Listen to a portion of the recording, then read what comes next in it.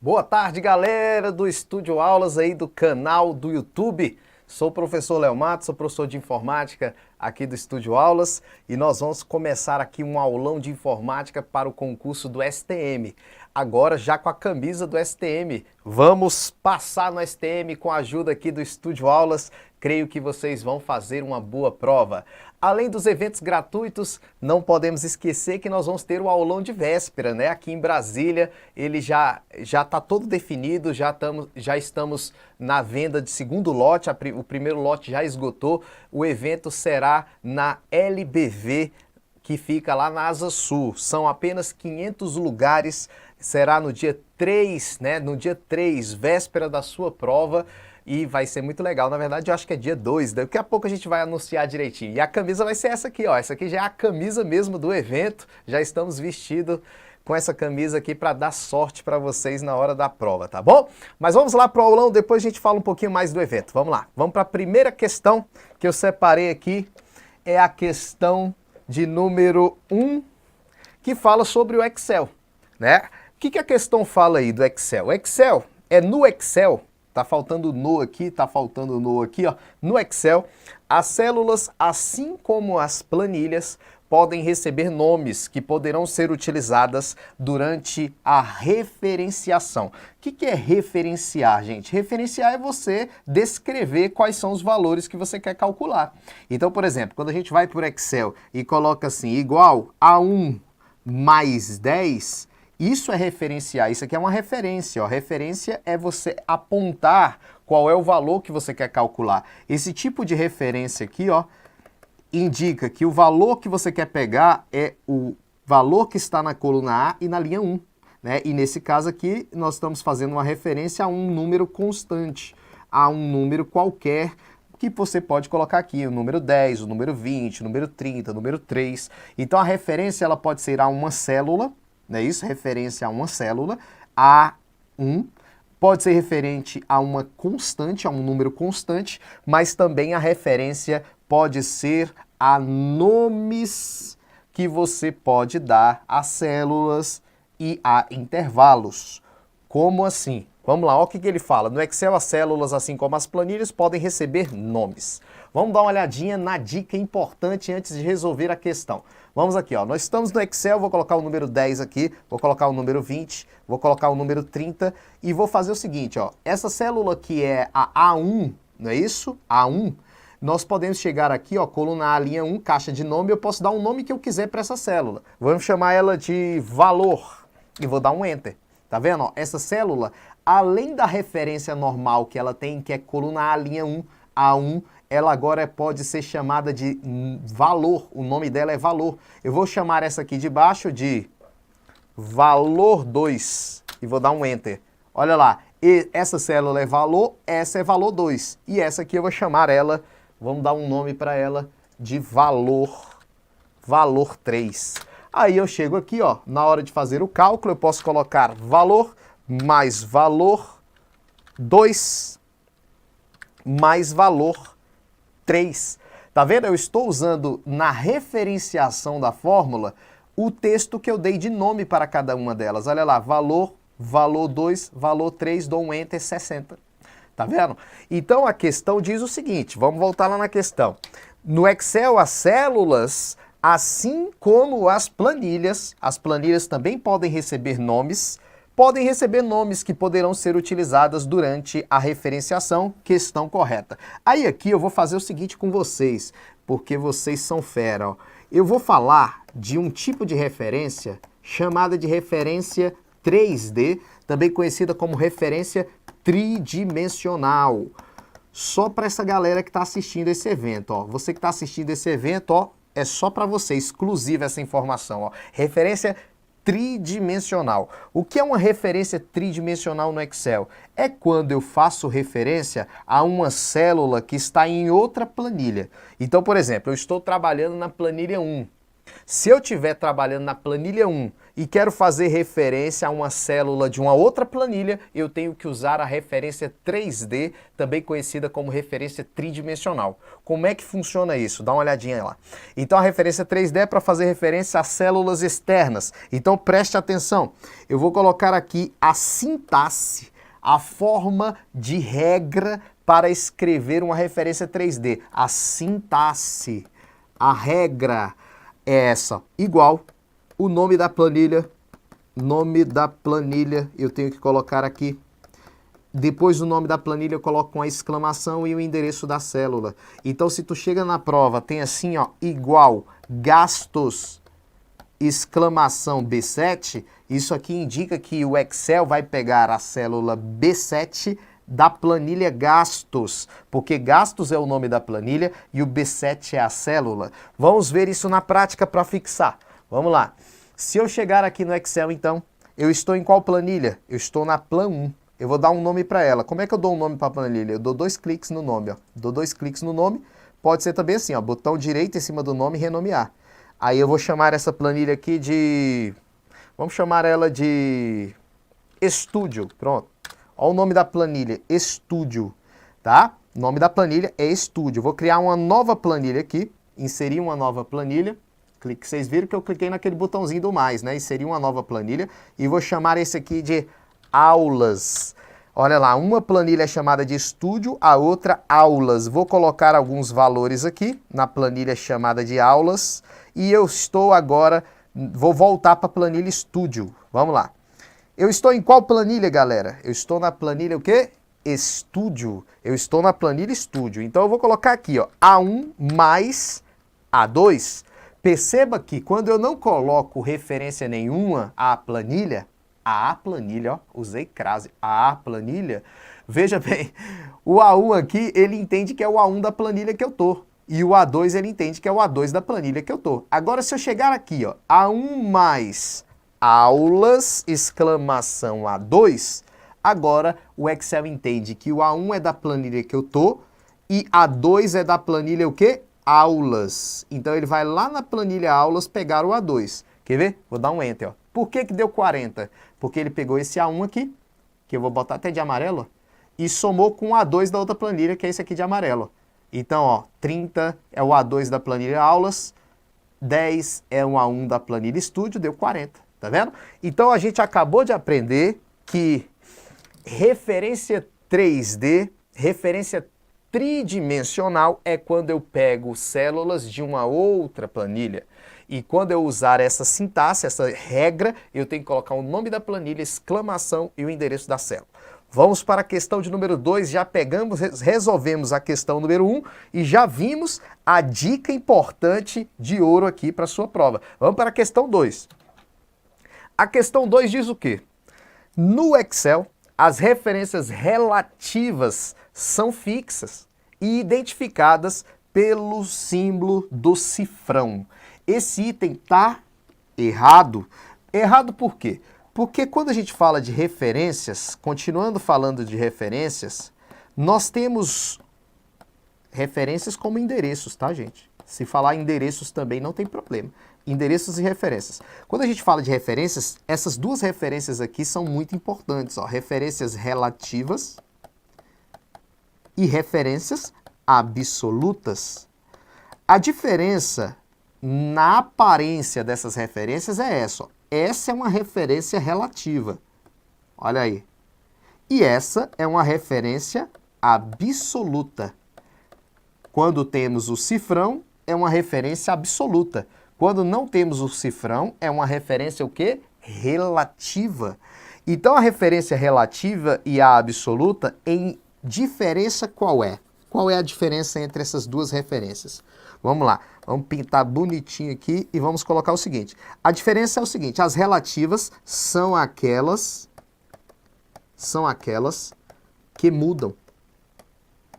As relativas são as referências que mudam. E as absolutas são as referências, são aquelas que não mudam. Aí você fala, como assim, professor? Muda e não muda? Eu vou te mostrar agora. Olha aí, as referências relativas são aquelas que mudam, as absolutas são aquelas que não mudam. Tudo bem? Então, como é que é essa história de muda e não muda? Vamos olhar no próprio Excel. Vamos lá. Vamos para o Excel na prática. Os alunos naturalmente me mandam mensagem: professor, a aula fica bem legal quando você mostra na prática. Na prática fica interessante de entender, né? Então, por exemplo, se eu colocar aqui produto A, B, ó, vamos lá, A, B, C, hoje vai ter muita prática, porque eu coloquei muitas questões de Word e Excel, que é o cala aí de muitas pessoas, ó, que usam no dia a dia, mas quando chega na prova erra. Vamos lá, ó, 10, 20, 30, 50, 60. Eu vou botar alguns valores aqui e vou fazer o seguinte: eu quero somar os 2 meses, né? Janeiro e fevereiro, e achar o total. Então eu vou chegar aqui e colocar o igual, porque toda fórmula deve começar com sinal de igual. Vou pegar o B2 aqui, ó, B2, que é o primeiro valor de janeiro, e o C2, que é o segundo valor aí de fevereiro. Então, olha lá, B2 mais C2. B2 mais C2. Beleza? Aí você fala o quê? Professor, B2 mais C2 é para somar os 2 valores, né? Isso, dou um Enter, resultado 30. Beleza, somei os 2 valores, deu 30. E essas referências que eu usei aqui, galera, são referências o quê? Relativas, porque eu não usei o cifrão. Referências que mudam. Relativas são as referências que mudam. Mudam quando? Quando eu copiar essa fórmula daqui para as demais células. Por exemplo, eu quero fazer a coluna, eu quero fazer o produto B, o C, o D e o E. Eu vou chegar aqui, tá vendo esse quadradinho aqui no canto da célula? Esse quadradinho, que eu não chamo de quadradinho na prova, porque o nome disso aí é alça de preenchimento. Você não vai encontrar na prova lá, ao clicar no quadradinho. Não, você vai clicar aqui na alça de preenchimento e arrastar para baixo, ó. Aí ele já vai dar o resultado dos próximos. Tá vendo lá, ó? Olha lá, deu o resultado dos próximos. O que ele fez quando eu arrastei a alça de preenchimento para baixo? Ele copiou essa fórmula que estava aqui para a linha de baixo, olha lá. Copiou para a linha de baixo. Olha lá como é que ficaram as fórmulas quando eu copiei a fórmula lá de cima para baixo. Ela foi mudando, porque a referência é relativa. B2 virou B3, virou B4, virou B5, virou B6. A referência é relativa. Então as referências relativas são aquelas que mudam e aquelas que não possuem o cifrão. Já a referência absoluta é aquela que tem o cifrão. É aquela que não muda. Vamos dar uma olhadinha na prática. Vamos ver um exemplo de referência absoluta. Vamos lá. Referência absoluta nós poderíamos exemplificar da seguinte maneira. Funcionários, aqui A, B, C, D, E. E aqui vamos colocar aqui o NSAL, o número de salários. Número de salário, vou botar aqui 2 salários, 3 salários, 5 salários, 6 salários, 1 salário. E aqui eu vou botar o salário final, sendo que aqui do lado eu vou colocar o salário mínimo, que eu não estou sabendo quanto que é. Teve um aumento, né? Salário mínimo. Teve um aumento aí, eu não estou lembrando qual é o valor, mas vamos colocar aqui que é 700. Qual é o salário mínimo? Fala aí no chatzinho. Qual é o salário mínimo aí, galera? Qual é o salário mínimo? Fala aí, Estúdio Aulas para mim. 954? 954, isso mesmo, vamos lá. 954 é o salário mínimo, pronto. Eu ia estar falando 700 e pouco, ó, tô baixando o salário. Vamos lá. Vamos para cá. Eu quero encontrar o número de salário, ó. 987, 954, 964, todo mundo, tem salário tudo diferente agora aí. Vamos lá. Eu quero descobrir o salário aqui, ó. Eu vou fazer essa conta aqui, ó, igual B2 multiplicado por F1. Presta atenção, galera. Presta atenção, olha lá. B2 é o número de salário vezes F1, que é o salário mínimo. Quando der um Enter, olha lá, 1.908, 2 salários mínimos aqui. Aí eu vou arrastar o quadradinho para baixo, ó. Como é o nome do quadradinho? Alça de preenchimento. Se você não quiser arrastar, você pode dar 2 cliques, ó. 2 cliques ele completa também. Por que que deu errado aqui? Vamos lá, eu vou fazer copiando e colando agora. Pode ser copiar também, ó, botão direito copiar, seleciono, botão direito colar. Faz a mesma coisa, tá, gente? Copiar e colar também dá na mesma. Agora, por que que não funcionou? Porque aqui era B2 mais F1, vezes F1. E as referências são o quê? Relativas. B2 vezes F1, as referências são relativas. Então olha como é que ficou. B2 virou B3. Olha lá, galera. B2 virou B3. E o F1 virou o quê? F2. Por isso que não deu resultado. Olha o próximo aqui, ó. B2 virou B4. Só que o F1 virou F3. Porque eu usei referências relativas. Então o que eu vou fazer? Eu vou tirar esse aqui, ó. Eu vou botar o B2 relativo. E o F1 eu tenho que falar Excel. Excel, o F1 é absoluto, o F1 é fixo, o F1 tem que ficar travado, trava a célula, trava a célula. Ou então, igual a galera do banco que eu trabalhei, põe dólar, põe dólar, põe dólar, põe dólar é botar o cifrão. Se alguém falar isso pra tu, põe dólar, tu fala, não, referência absoluta. Coloquei a referência absoluta aqui. Qual a tecla que eu apertei? F4, ó. F4, tu vai apertando F4, ó. As referências vão mudando, ó. F4, F4, F4, F4, F4, F4, F4 no teclado. Aí vou dar um Enter, agora eu posso arrastar bonitinho que deu os resultados corretamente. Olha como é que ficou correto, correto, correto, correto, ó. Aí como é que ficou, ó. O B2 virou B3 porque é relativo, o F1 ficou F1 porque é absoluto, ó. Olha lá, os relativos mudaram. E o absoluto não mudou, o F1 ficou travado. Isso é referência absoluta. Então, voltando à ideia aqui, por que nossa questão está errada? As referências relativas são fixas. Não. As referências absolutas são fixas, identificadas pelo símbolo do cifrão. Então, a questão de número 2 ficou errada. Vamos para a questão 3. A questão 3 fala do recurso validação de dados. O que é esse recurso aí, validação de dados? Vamos lá, antes de a gente voltar para a questão. O recurso validação de dados, gente, ele é um recurso bem interessante do Excel que permite restringir o conteúdo a uma regra específica. Aí você fala, que professor, você falou muito difícil. Restringir o conteúdo a uma regra específica. Quer dizer o seguinte, vamos imaginar que eu tenha um estoque de produtos. Um estoque de produtos aqui, ó. E aqui tivesse a data de entrada do produto. Entrada do produto. Uma pessoa que vai registrar a entrada de um estoque, ele tem que colocar aqui a entrada do produto, né? A data de entrada do produto. Aí chega o cara maluco e escreve hoje. Ele escreve aqui, entrada hoje. Entrada ontem, entrada amanhã. Não, ele tem que colocar a data. Então eu posso restringir essas células aqui, ó, vou selecionar as células, restringir para uma regra específica. Eu quero que só digite datas. E só quero que seja datas do ano de 2018. Então só quero datas e datas de 2018. Eu vou restringir, ó, selecionei, vou na guia dados. Na guia dados eu encontro aqui validação de dados. Tá vendo aqui a validação de dados? Eu vou clicar em validação de dados e aí tem aqui, ó, critério de validação. Eu vou escolher o que vai ser permitido digitar. Qualquer valor, não. Eu quero restringir a datas. Olha aí, só quero datas. E só quero datas de 1/1 de 2018 a 31/1 de 2018. 31/12 de 2018. Então aqui ele só vai aceitar datas de 2018, ó, só datas de 2018. Aí eu vou chegar aqui no alerta de erro, ó, e vou colocar uma mensagem para ele. Parar, mensagem, botar assim, ó, data inválida. E vou botar aqui, ó, cabeção, digite datas de 2018. Entendeu? Olha lá, entendeu?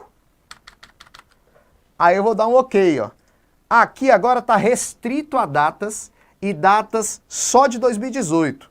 1/2/2018. Aceitou, ó. Aceitou a data de 2018. 12/2 de 2018. Aceitou também.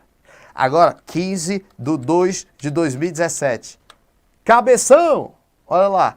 Olha a mensagem que eu botei. Digite datas de 2018. Entendeu? Então ele ficou restrito a datas só de 2018. E se eu colocar texto também, ele não aceita, ó.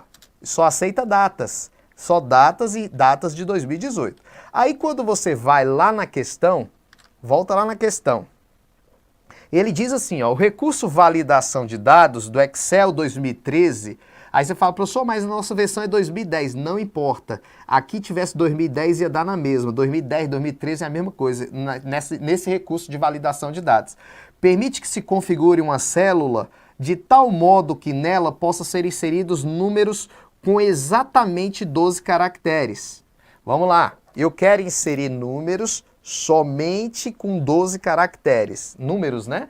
Olha lá. Então eu posso chegar aqui, ó, selecionar os dados, vou em validação de dados, ó, validação de dados, e aí eu vou mudar a configuração aqui para comprimento de texto, né? Comprimento de texto eu vou botar texto só de 12 até 12 caracteres, ó. No mínimo 12 e no máximo 12. Se eu aplicar isso aqui, só vai aceitar números que forem digitados ou textos que forem digitados de até 12 caracteres no mínimo e no máximo. Então está correto a definição, eu posso sim. Agora olha o que ele diz. Esse recurso pode ser acessado mediante a seguinte sequência de acessos. Guia dados, olha lá, guia dados, eu fui no guia dados mesmo. Grupo, ferramentas de dados, olha o grupo lá, ó. Ferramentas de dados, ó, guia dados, ferramentas de dados e validação. Guia dados, ferramentas de dados, validação. Então o item está o quê? Correto. Aí veja bem, você percebe uma leve tendência do CESP em relação ao acesso às ferramentas. Ele quer que você saiba em que lugar se encontram as ferramentas. Na guia dados, na guia início, na guia inserir, na guia exibir, ele quer que você saiba. E nesse caso, eu recomendo vocês sempre darem uma olhada aí uns 2 dias, 3 dias antes da prova nas principais ferramentas que se encontram nas guias, usando na prática para a sua mente criar uma forma de lembrar isso na hora da prova. É sempre a dica que eu peço para os meus alunos fazerem. Antes da prova, uns 3 dias, 2 dias, usem as ferramentas que vocês estudaram no curso online ou no curso presencial, porque isso vai te ajudar bastante a lembrar na hora da sua prova, tudo bem? Mas vimos aí o recurso validação de dados que pode estar na tua prova. Vamos falar um pouquinho com a galera aí? Bota na tela aí. Vamos falar um pouquinho com a galera do chat? Vamos ver quem está presente. Fala aí de qual estado que vocês estão falando, se é de Brasília mesmo, se é de outro estado. Vamos falar um pouquinho com a galera do chat aqui. Fala aí se está gostando da aula. Vamos lá, o Marcos Chaves está aí, não acabou não. Márcio Azenha, a Rafaela, Ilson Diniz do DF, Paula Brito Pará, Rebeca Leal, beleza, é de Brasília, não é isso? André Gambelê de São Paulo, Eliane Menezes de São Paulo, Lene São Luís, galera de Mossoró, Rio de Janeiro, ixi, agora não dá para mais falar não. Kelly, Distrito Federal, ixi, está muito rápido. Sorocaba, galera de Sorocaba, Porto Velho, Minas Gerais, BH, Pernambuco. Vamos falar o nome da galera. Grazi, Leila Maria, Maciel Cavalcante, Rogério Rocha, Nídia Lima. A galera toda participando. Muito legal isso aí, gente. Saber que vocês realmente estão gostando do trabalho do Estúdio Aulas. Muito legal, muito legal. E não esquecendo que daqui a pouco, umas 19 horas, de 19 às 20, nós temos o professor Rafael Barbosa com administração. Pode assistir essa aula que você vai gostar com certeza. A galera de Brasília que já conhece bem o Rafael Barbosa, vocês vão conhecer também que são de fora de Brasília e vão gostar bastante da aula desse cara. Vai ser muito show. Não esquecendo que tanto eu, professor Léo Matos, quanto o Rafael Barbosa, estaremos juntos no aulão de véspera aqui em Brasília, na LBV. Se eu não me engano, ainda nós estamos no segundo lote, né? O primeiro lote esgotou muito rápido, né? Foi bem baratinho. E não esquecendo que se você compra o aulão de véspera, você ganha essa camiseta aqui, ó. Essa camiseta que foi feita para você. Tem impressão na frente, impressão nas costas. Bem legal a camiseta. O segundo lote, se eu não me engano, tá R$50, muito barato. O link tá na descrição desse vídeo para você garantir a sua vaga de segundo lote, né? São poucas vagas de segundo lote, daqui a pouco vira o lote aí. Então é muito importante que você garanta essa sua vaga aí no aulão de véspera, tá bom? Tá aí o link na descrição desse vídeo. é importante demais que você garanta a vaga, porque só são 500, nós encontramos um lugar razoável, mas só são 500 vagas, beleza? Vamos pro telão? Vamos lá, bota na tela aí, pro telão, ó. Tá parecendo que tá na sala de aula, vamos lá. Telão, vamos lá. Veja bem, no Excel, o procedimento denominado referência absoluta possibilita que, ao se copiar na planilha a fórmula de uma célula para outra, o programa ajuste automaticamente a fórmula para que ela se adapte à nova célula. Já vimos isso aqui. Vamos lá. No Excel, o procedimento que é denominado absoluta, que é aquele que possui o que, gente? O cifrão, possibilita que ao se copiar na planilha a fórmula de uma célula para outra, o programa ajuste automaticamente a fórmula. Errado. A referência absoluta, ela não se ajusta. A absoluta, ela é fixa. Aqui, para ficar correto, não seria referência absoluta, seria referência relativa. A referência relativa é que se ajusta. Então, esse item aqui está errado. Questão 5. Somente a partir da versão 2010, que é a versão que está prevista no nosso edital, do Microsoft Office, tornou-se possível gravar arquivos no formato aberto padrão ODT. Perceba bem, gente, no Word, o formato de arquivo original do Word é esse aqui, né? DocX. Esse é o formato do Word. Esse formato que ele colocou aí na questão é o formato do Writer, outro editor de texto, que no caso faz parte do pacote BR-Office, pacote LibreOffice. Então veja bem, o Word é DocX, no Writer é ODT. Perceba bem, a pergunta que pode surgir na nossa prova é: esses dois programas são compatíveis?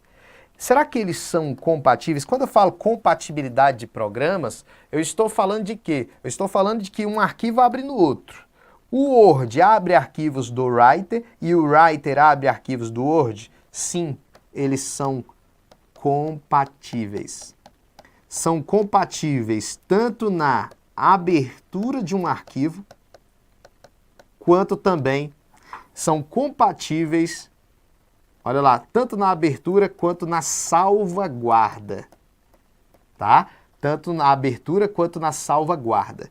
Isso quer dizer que o Word pode salvar no formato ODT e o Writer pode salvar no formato DocX. Não só salvar, como também abrir esses arquivos. Olha lá na tela. Eu estou aqui no Word 2013. Aí você vai falar, professor, a nossa versão não é 2013. Não importa, não importa. Estamos falando de uma coisa que é comum. Veja, eu vou no menu Arquivo, Salvar Como. Olha aqui no computador, eu venho aqui, ó, DocX, é o formato original. Mas eu posso chegar aqui e salvar como ODT. Olha aí, formato de documentos aberto, ODT. Isso vem a partir de qual versão? É isso que a questão quer saber. Vem a partir da versão 2007. Então não foi a partir da versão 2010, por isso esse item está errado. Ou seja, veio a partir da versão 2007. A versão do Word que não abria arquivos do Writer e não salvava arquivos do Writer era a versão 2003. 2003 não abria e nem salvava. Mas a partir da versão 2007, isso é possível. Então esse item está errado porque diz que é a partir da versão o quê? 2010. Não é a partir de 2010, é a partir de 2007. Beleza? E a minha dica para você aqui é qual? Veja, a minha dica, importante, bota aqui. A minha dica é o seguinte, mesmo, deixa eu arrumar um pouquinho aqui o cabelo, a barba, vamos lá. Mesmo que o formato de arquivo ODT e o DocX possam abrir nos seus programas diferentes, existe uma coisa que é inevitável com esses arquivos. Se o arquivo é do Word, você abre no Writer. Se o arquivo é do Writer, você abre no Word, eles bagunçam. Eles abrem porque são compatíveis, mas eles bagunçam. É como se a compatibilidade não fosse absoluta. Eles bagunçam um pouquinho. A coluna às vezes não fica do mesmo tamanho, né? O cabeçalho pode ficar diferente, pode ter um recurso ou outro que está indisponível naquele software, então eles dão uma bagunçada. Para você evitar isso, existe um tipo de formato de arquivo que mantém a formatação do arquivo em qualquer que seja o editor de texto. Serve muito bem para intercambiar documentos em um órgão. Como, por exemplo, se eu mandar um documento para você, eu sou de um órgão, vamos lá, você está no STM, eu estou no MPU, eu mando para você um documento, você abre lá e bagunça. Por quê? Porque eu estava no Word e você estava no Writer do BR Office, do LibreOffice. Então, se eu quero intercambiar documentos sem mudar a formatação de maneira nenhuma, que seja compatível na abertura e não mude, eu salvo nesse formato. Dá uma olhada no formato. O formato que mantém a formatação em qualquer que seja o editor de texto é esse aqui, ó, RTF. Esse é o formato que permite eu abrir o arquivo e manter a formatação em qualquer que seja o editor de texto. RIC Text Format. Basta quando você salvar no formato RTF, aí não bagunça. Ele vai abrir em qualquer editor de texto sem bagunçar, mantendo o seu padrão, que é exatamente que é a regra em documentos oficiais. Documentos oficiais, os documentos devem seguir o mesmo padrão de formatação, o padrão exigido. Então, quando a gente estuda a redação oficial, o professor naturalmente fala desse formato RTF porque ele é o formato mais recomendado para salvaguarda de documentos dentro de órgãos públicos. Tudo bem? Então, RTF pode cair na tua prova. Bota na tela lá. Vamos para a questão de número 6. Vamos lá. Questão de número 6. O Word Web App é uma versão online do Word 2010. Que possibilita a criação e edição de documentos, mesmo em computadores que não possuam o sistema operacional Windows. Enquanto eu bebo água, você vai exatamente marcar aí se é certo ou errado. Deixa eu beber água, eu vou deixar vocês responderem essa aí. Certo ou errado? Vai lá. Não esquecendo que 19 horas entra o Rafael Barbosa aqui, então você já fica ligado aí. Depois desse aulão, vai ter o aulão do Rafael, 19 horas. Vai dar tempo de você lanchar, dar uma revisada no material de administração, para depois já assistir o aulão do Rafael Barbosa, que vai ser ao vivo aí, 19 horas, no nosso canal do YouTube. E aí, certo ou errado? Vamos lá. Perceba bem. Quando a gente fala de computação em nuvem, né? Computação em nuvem, nós estamos falando de quê? De armazenar arquivos, né? Armazenar arquivos ou usar programas que não estão instalados no nosso computador. Né? A computação em nuvem é, se eu falo que vou armazenar o arquivo na nuvem, eu vou lá e armazeno no fornecedor. Eu armazeno na internet, no fornecedor dos serviços de computação em nuvem. Não armazeno no meu computador. Se eu armazenar no meu computador, não é computação em nuvem. Eu armazeno na nuvem, no fornecedor, no data center do fornecedor, no centro de processamento de dados do fornecedor.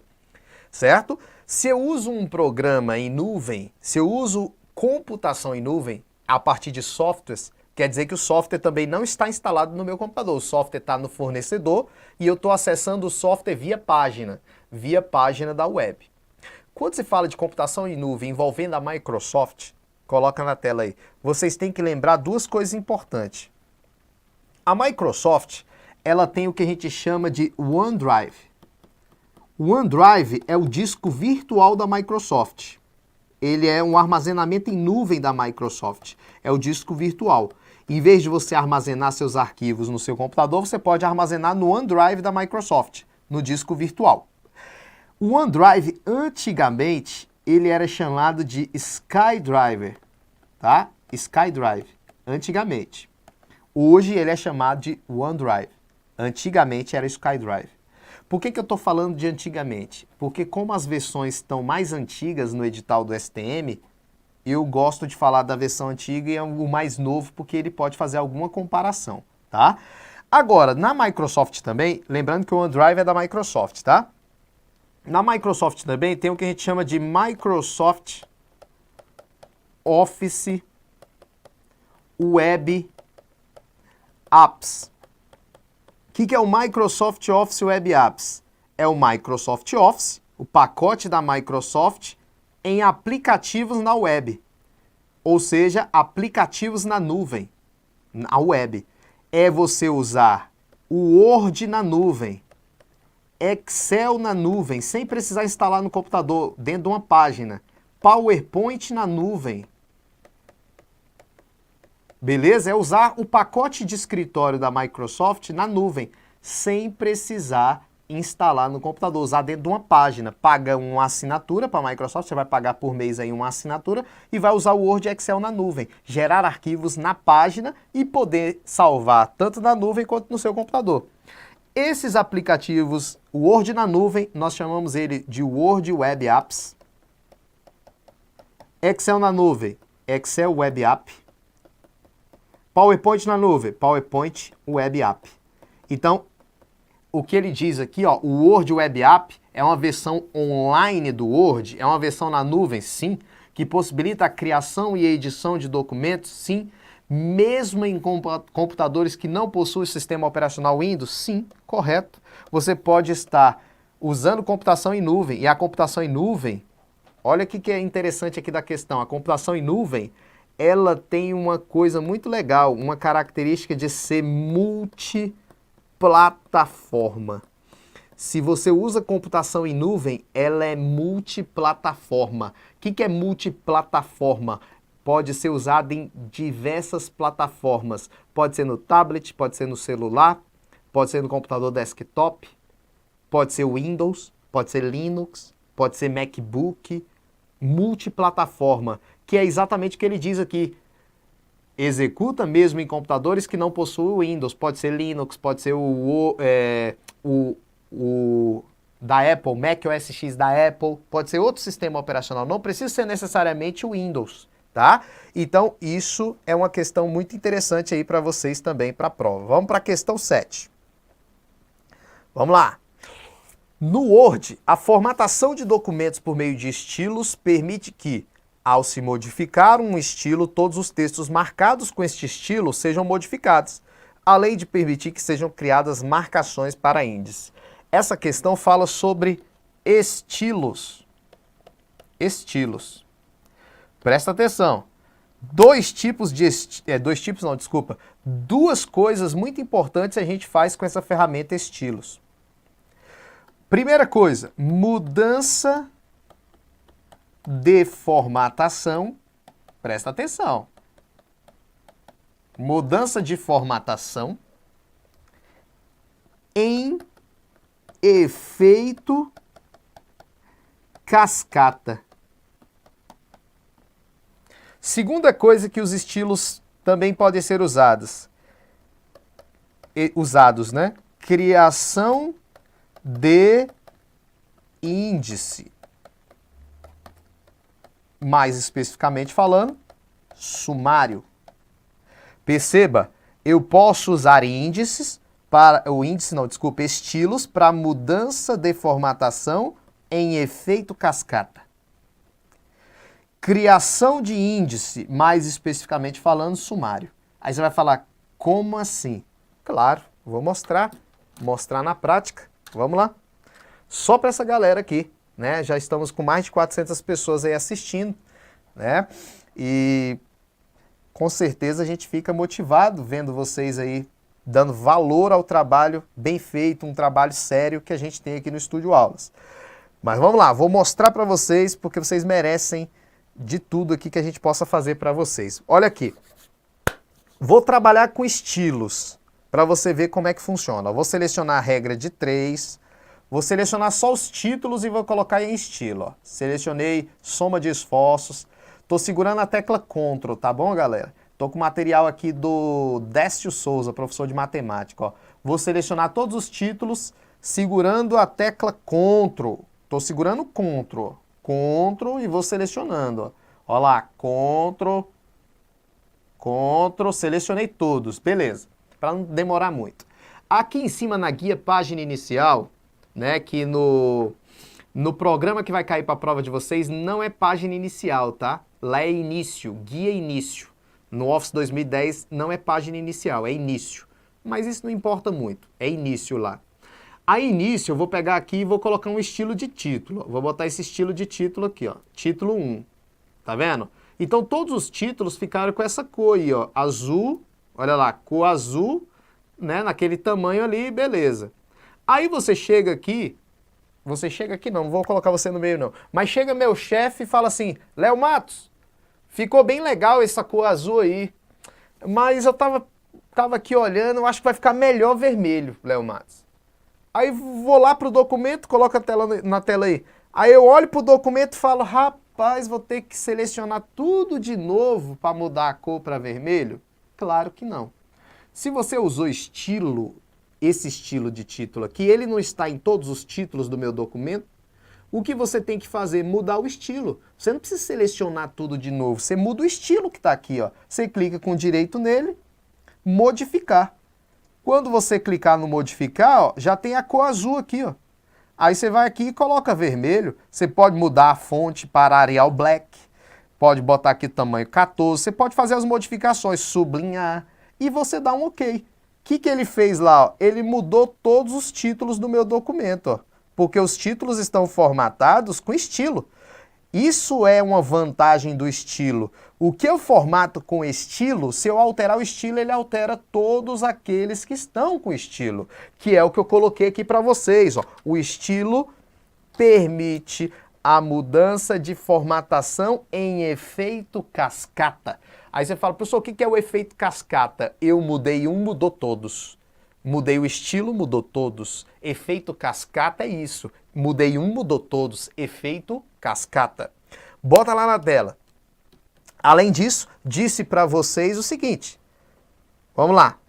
Disse para vocês que o estilo serve para a criação de um sumário. Bota na tela. Vamos lá. Quem sabe mexer com o Word já deve conhecer isso aí. Eu quero criar um índice desse documento do Décio. Décio Souza. Se estiver assistindo esse vídeo aí, abraço para você, meu amigo. Você é um cara top aí na matemática. Vamos lá. Presta atenção, eu quero colocar um índice aí, um sumário bem aí, ó. Eu quero botar um sumário. Eu vou fazer o seguinte, já está tudo como estilo de título? No sumário é isso. Eu coloco tudo aquilo que eu quero no sumário, eu marco as entradas do sumário com estilo de título. E agora eu vou mandar inserir o sumário, olha lá. Muito simples, ó. Vou na guia referência. Guia referência. No 2010 é assim também, professor? É. Guia referência, sumário.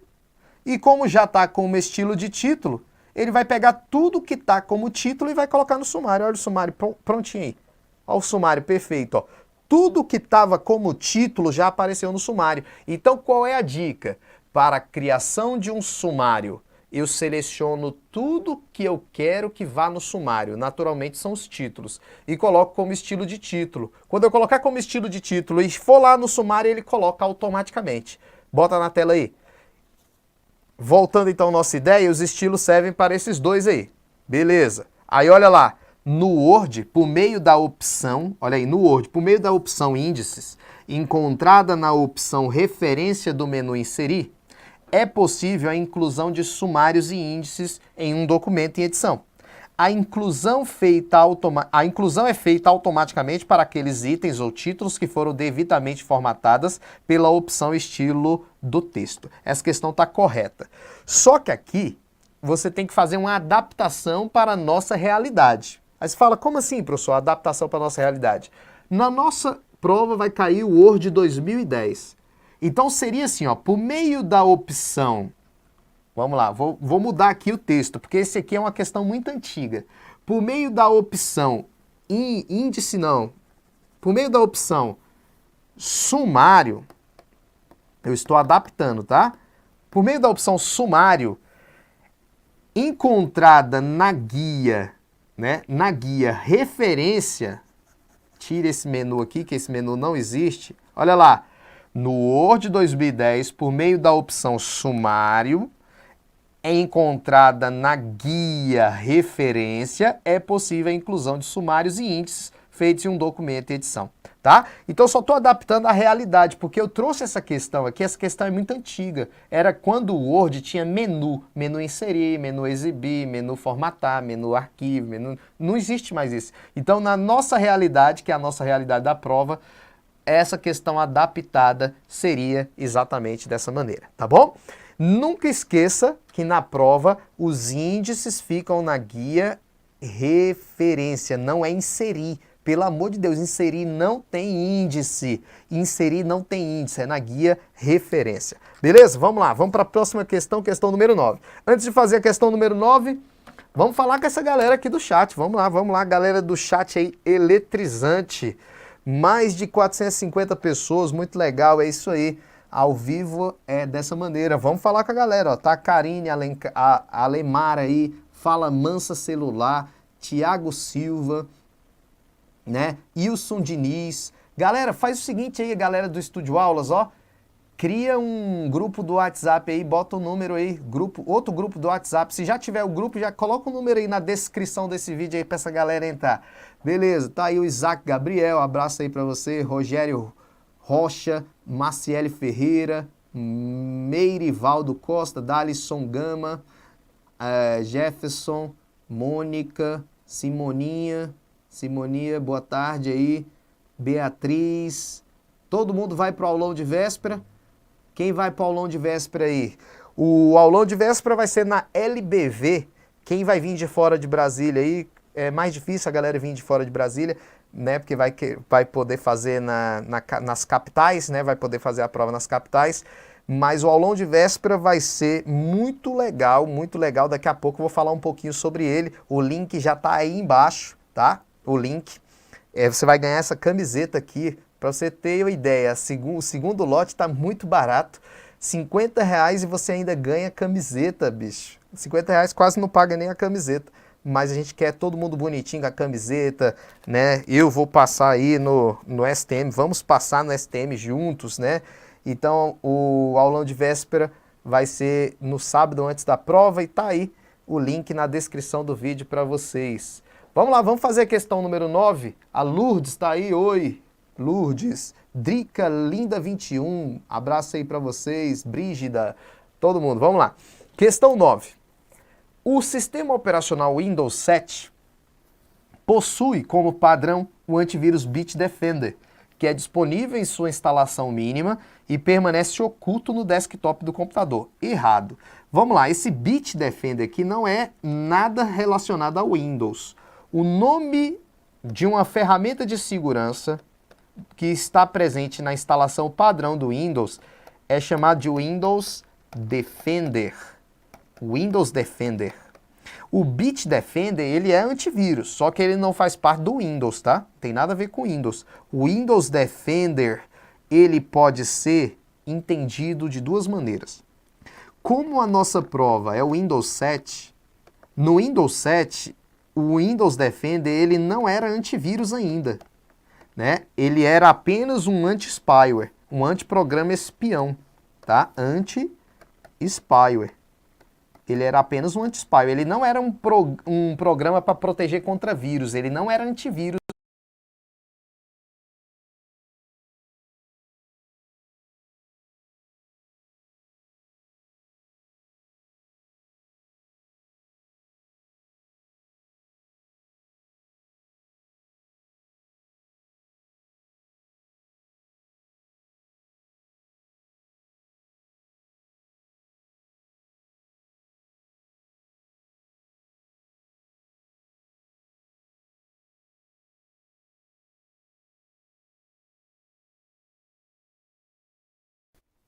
Voltamos, galera, voltamos, falei que a gente ia voltar, foram exatamente uns 5 minutos para a gente voltar, deu uma tela azul aqui no nosso computador. Computador, né, informática, tecnologia, acontece isso, né, de vez em quando, não foi queda de internet, o pessoal achou que era queda de internet, mas na verdade foi tela azul, sabe o que é tela azul? Deu uma falha no sistema operacional lá da gravação e já voltamos aqui, chama a galera para entrar de novo, vamos ver se todo mundo já voltou, bota aí na tela. Vamos ver se a galera já voltou. Vamos voltando todo mundo, né? Estávamos aí com 490 pessoas. Vamos ver se a gente volta esse número aí. Beleza? Não esquecendo que hoje, 8 horas da noite, 8 horas não, 19 às 8, né? 19 às 20 horas, horário de Brasília, né? Nós vamos estar aí com o Rafael Barbosa. Tem uma pergunta. Faz a pergunta de novo aí, meu camarada, que eu não vi a pergunta. Eu vi uma pergunta aqui, mas passou muito rápido. A pergunta passou muito rápido, não deu para ver. É uma pergunta do grupo de discussão, alguma coisa do tipo. Mas vamos lá. Se depois eu vou olhar aí, se aparecer, eu respondo. Mas vamos lá. Quando a gente fala de Windows Defender, eu coloquei aqui para vocês na tela que no Windows 7 ele é só um anti-spyware. No Windows 8 ele é considerado antivírus mais anti-spyware. A questão está errada porque Bitdefender não é antivírus do Windows 7. Essa parte de baixo aqui é apenas uma dica para você sobre o Windows Defender, que é um outro programa que vem no Windows e que ele serve como anti-spy. Então, na sua prova, como é o Windows 7, você tem que tomar muito cuidado, porque no Windows 7 ele não é antivírus, ele é anti-spyware. Foi a partir do Windows 8 e Windows 10 que ele se transformou em antivírus mais anti-spyware. Beleza? Vamos para a última questão. Antes de resolver a última questão, nós vamos aqui rapidinho, ó, no aulão, super aulão de véspera, tá? A galera, daqui a pouco eu respondo a pergunta, vamos lá. Super aulão de véspera, STM 3/3, sábado, véspera da prova, né? O primeiro lote, como eu falei para vocês, já está esgotado. No segundo lote é apenas R$50, você ganhando essa camiseta que eu estou vestido aqui. Não essa camiseta, mas uma camiseta igual essa camiseta que eu estou vestido. Você vai retirar lá no dia do evento ou uma semana antes, nós vamos combinar ainda isso, tá? E o terceiro lote já vai para 70 e o último lote aí, que deve ser próximo da prova, R$120. Então se você comprar hoje, o link está na descrição desse vídeo, pode dividir em várias vezes se você quiser, R$50 já para garantir sua vaga, só são 500 lugares, né, lá na LBV, né, que fica lá no final da Asa Sul, né, no final da Asa Sul, cidade aqui em Brasília, beleza? E as informações, maiores informações, estamos aqui nesses números do WhatsApp. Alguns professores que já estão confirmados aqui, ó, Orlando Júnior, Direito Constitucional, esse cabra feio aqui, eu vou fazer um bigode nele, esse aqui é o Orlando Júnior, né? Esse aqui é o Atila Biorana, professor, ótimo professor de gramática aí, Gustavo Salles, Direito Administrativo, João Leles com AFO, Elvis Miranda com Arquivologia, Léo Matos com Informática e o Rafael Barbosa está aqui também com a parte aí já de Administração Geral e Pública. E os demais nós vamos confirmando, né? Nós estamos aí para colocar também a professora Andréa Ribas, Gestão de Pessoas, né? Ou então o Márcio Cunha com Gestão de Pessoas, ainda estamos definindo alguns, né? Mas essa equipe que eu mostrei aí já está garantida no super aulão de véspera aí do STM. Vamos para a questão número 10, vamos lá. Voltando aqui, a questão número 10 fala sobre o quê? Vamos lá. O principal recurso utilizado pelo ataque Smurf é o comando SCP, por meio da qual se enviam vários pacotes simultâneos a um único computador, tornando inoperante. Veja bem, gente, existem dois ataques que eu queria falar para vocês aqui que podem cair na prova. Nós temos dois ataques DOS que costumam cair na prova. Você fala, professor, o que é um ataque DOS? Ataque DOS quer dizer um ataque Denial of Service. O que é um ataque Denial of Service? É um ataque de negação de serviços. Isso aqui quer dizer negação de serviços. Nós temos dois ataques que eu quero comentar aqui. Na verdade, existem muito mais. Mas esses dois ataques de negação de serviços, vou até colocar aqui, ó, negação de serviços, eles podem estar na nossa prova. Negação de serviços. Olha aí. Nós temos o ping da morte, Ping of Dead, também conhecido como ping da morte, pode estar na nossa prova. E nós temos o ataque Smurf, que é o que caiu na questão aí. Dois ataques aí, ó. Ping da morte, tá vendo, ó? Ping da morte e o ataque Smurf. Vamos lá. Esses dois ataques aí, eles são ataques de negação de serviço. Primeiro, para você entender o que é um ataque de negação de serviço, é o seguinte. Aqui nós temos o principal ponto de uma rede de computadores. Quem é o principal ponto de uma rede de computadores? O servidor. O servidor é o centro das comunicações de uma rede, né? Então aqui eu tenho várias pessoas trabalhando, ó, conectadas ao servidor. Então, quando esse servidor para de funcionar por algum motivo, esses computadores aqui ficam inoperantes. Na verdade, o servidor fica inoperante e esses computadores não conseguem receber uma resposta desse servidor. Quando esse servidor parar de funcionar por algum motivo, esses computadores aqui estão interligados no servidor, vão ficar sem acessar o sistema. Fica sem acessar o sistema por algum momento. Então, se isso foi um ataque ao servidor e o servidor parou de responder aos usuários, acaba de ocorrer um ataque de negação de serviços. Então, o que é um ataque de negação de serviço? É um ataque ao servidor para que o servidor não responda aos seus usuários legítimos. Ataque ao servidor para que ele não responda aos usuários legítimos. Ele fica negando o serviço aos seus usuários legítimos. Aí nós temos o ataque ping da morte e o ataque Smurf. Qual é a diferença dos dois? Vamos lá, vamos começar pelo ping da morte. O ataque ping da morte, também conhecido como ping of dead, ele não é um vírus se cair na tua prova. Se tiver lá uma questão falando ping da morte é um exemplo de vírus, falso. Ping da morte é um ataque ao servidor que faz ele parar de responder aos seus usuários. Antes de a gente saber o que é um ping da morte, você tem que lembrar o que é ping. Ping é um comando de rede, ping é um comando de rede que faz com que você possa testar computadores. Dá uma olhadinha na tela. Aqui eu dei um comando ping. Olha lá, ping. Ele é um comando normal de rede. E aqui eu coloquei o IP do computador que eu quero testar.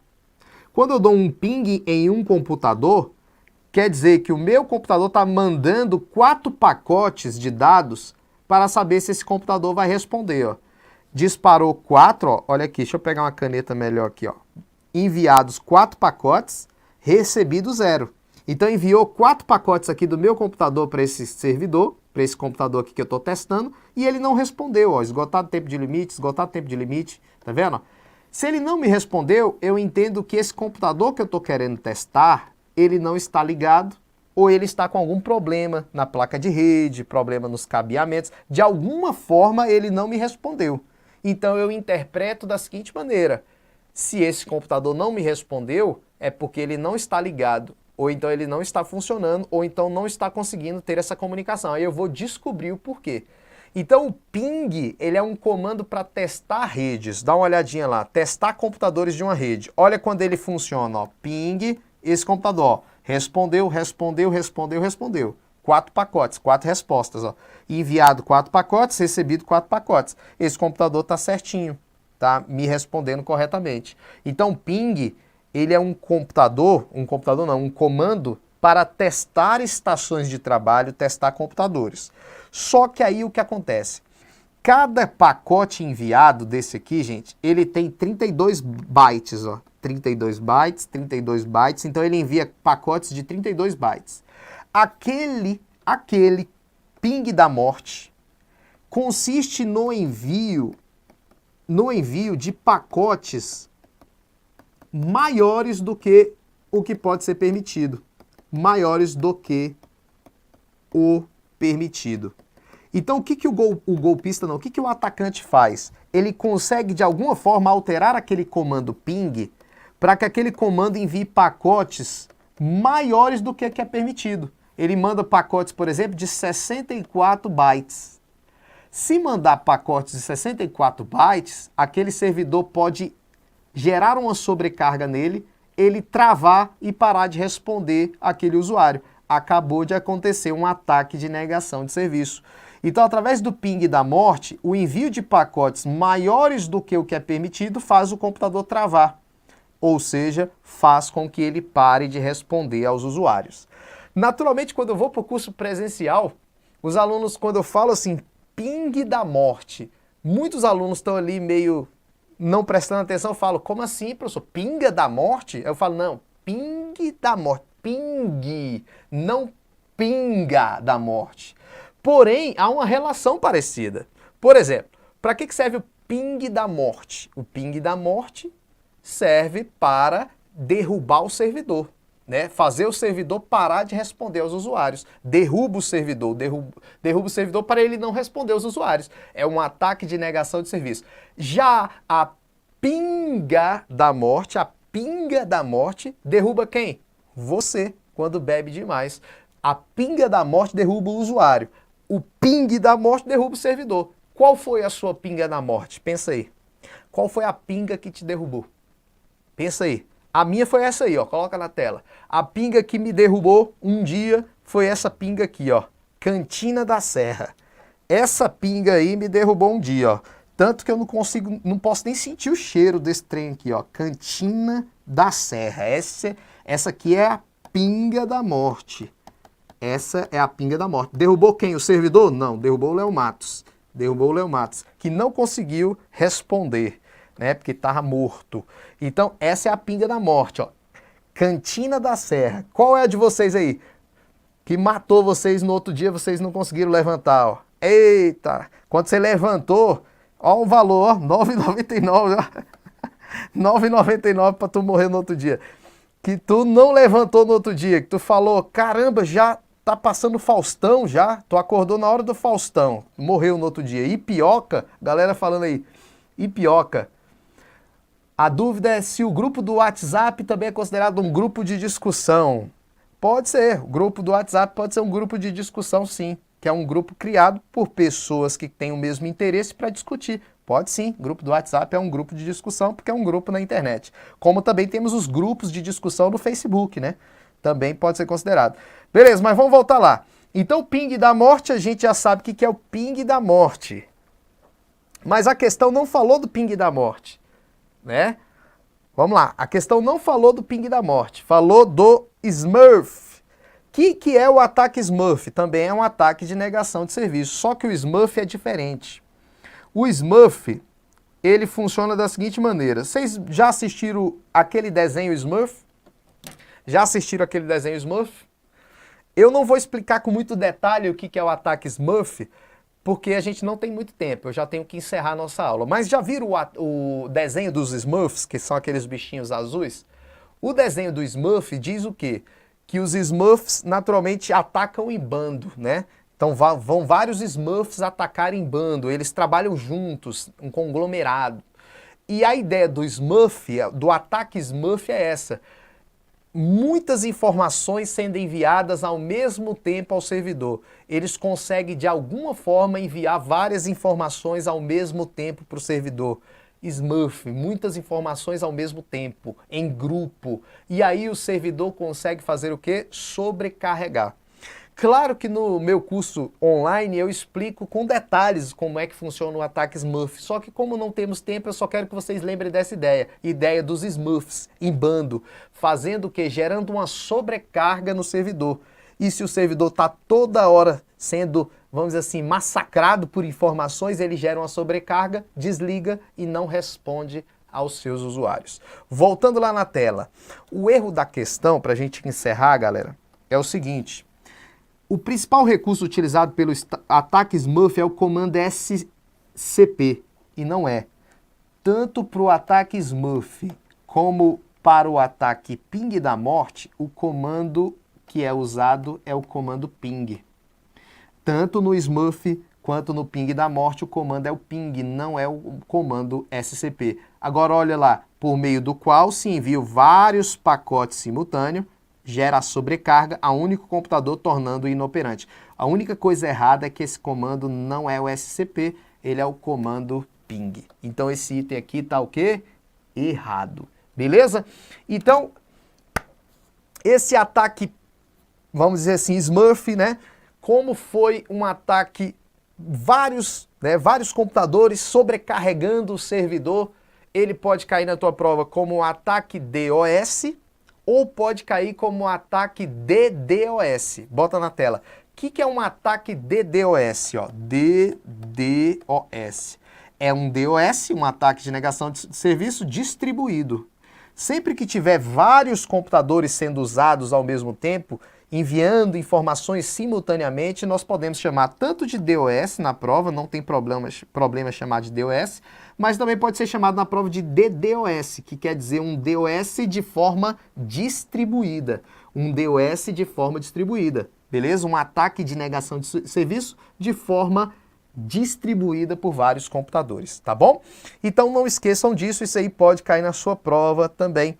E a gente finaliza o nosso aulão exatamente lembrando sobre o nosso super aulão de véspera do STM, né? Vamos ter as matérias mais importantes, além dessas matérias que já estão confirmadas, arquivologia, informática, administração, nós vamos ter ainda gestão de pessoas, regimento interno do STM, nós temos o Alessandro aqui, que é um cara fera, bicho, no regimento interno do STM, e não esquecendo que se você ainda não comprou o pacote do Estúdio Aulas, ou o curso por matéria isolado, se quiser informática, administração, nós temos um cupom para você aqui, para você até segunda-feira, e o cupom para você comprar curso por matéria. Cara, se você não comprou regimento interno ainda, compra com um cara daqui que você vai gostar pra caramba. Ó. STJ 20% é o cupom de desconto que vocês vão usar para comprar aí os cursos do STM, tanto a parte isolada, como também a parte de pacote, beleza?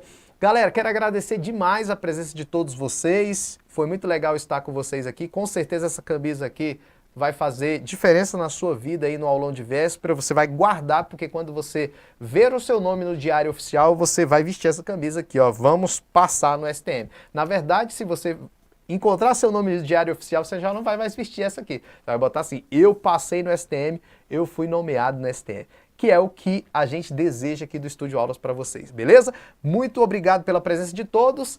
Não esquecendo, 19 horas às 20 horas, horário de Brasília, Rafael Barbosa aqui ao vivo e online. Abraço e até a próxima.